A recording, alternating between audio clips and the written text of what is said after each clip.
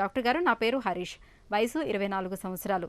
తలస్నానం చేస్తే చాలు విపరీతమైన తుమ్ములు వస్తాయి. ఈ సమస్య నాకు ఈ మధ్య మొదలైంది. నేనేం చేయాలో తెలియజేయండి అని అడుగుతున్నారు. ఈ ప్రశ్నకు డాక్టర్ గారి సమాధానం ఇప్పుడు చూద్దాం.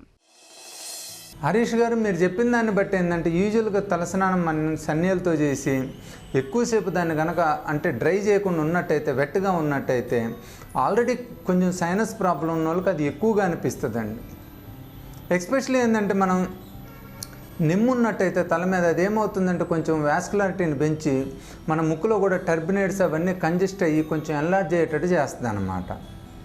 సో మీరు చెప్పిన దాని ప్రకారం ఏంటంటే ఈ మధ్యలో వచ్చిందంటే ఒక్కోసారి ఏమైందంటే మనకి ముందు నుంచి చిన్నప్పటి నుంచే ఈ ఎలర్జీ ప్రాబ్లం ఉండొచ్చండి. కొంతమంది కొద్దిగా పెద్ద అయిన తర్వాత రావచ్చు అన్నమాట. యూజువల్గా మీరు ఎస్పెషలీ తలస్నానం చేసినప్పుడు వచ్చి మిగతా టైంలో అసలు ప్రాబ్లం లేదంటే సింపుల్గా మీరు వేడి నీళ్ళతో స్నానం చేసి ఎమ్మటే తలని డ్రైయర్తో కనుక ఆరబెట్టుకున్నట్టయితే యూజువల్గా మీ ప్రాబ్లం సాల్వ్ అయిపోయిద్దండి.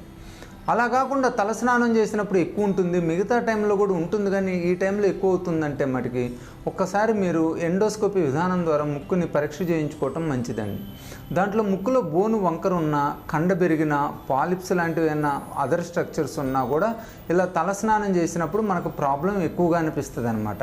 ఈ ఎండోస్కోపీలో ఎలాంటి ప్రాబ్లం ఉన్నట్టయితే ఎమ్మటే మనం సిటీ స్కాన్ చేసుకొని దాన్ని కన్ఫర్మ్ చేసుకొని దాంతోపాటు ఫర్దర్ సైనసైటిస్ కూడా అలాంటిది ఏమైనా ఉందని చూసుకోవటం మంచిదండి.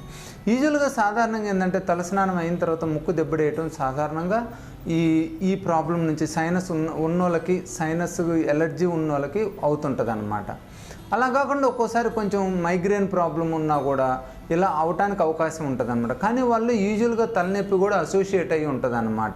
ఎందుకంటే వాళ్ళకి కొన్ని షాంపూలు పడకపోయినా అలాంటి సిచ్యువేషన్లో కూడా ఇది తలనొప్పి వస్తుంటుంది అన్నమాట. సో మీరు ఫస్ట్ ఏం చేయాలంటే ముందు ఈఎన్టీ డాక్టర్ గారిని సంప్రదించి ఎండోస్కోపీ విధానం ద్వారా చెక్ చేయించుకొని ఎండోస్కోపీలో ఏదైనా ప్రాబ్లం ఉన్నట్టయితే దానికి మందులతోటి ట్రీట్మెంట్ తీసుకోవాలండి. ఒకవేళ ఎండోస్కోపీలో ఇంకేదైనా సైనస్ సస్పిషన్ ఉన్నా, వేరే ప్రాబ్లం అనిపించినా కూడా ఒకసారి సిటీ స్కాన్ చేసుకొని సిటీ స్కాన్లో వేరే ప్రాబ్లం ఏదో ఉంది కన్ఫర్మ్ చేసుకొని దీని ట్రీట్మెంట్ తీసుకోవటం మంచిదండి. మీరు టెంపరీగా ముక్కులో కార్టికోస్టెరాయిడ్ నేసల్ స్ప్రేను యాంటీస్టమినిక్ తీసుకుండి ఒక నెల రోజులు వాడినట్టయితే మోస్ట్ ఆఫ్ ద టైమ్స్ మీకు ఈ ప్రాబ్లం తగ్గిద్ది అనమాట.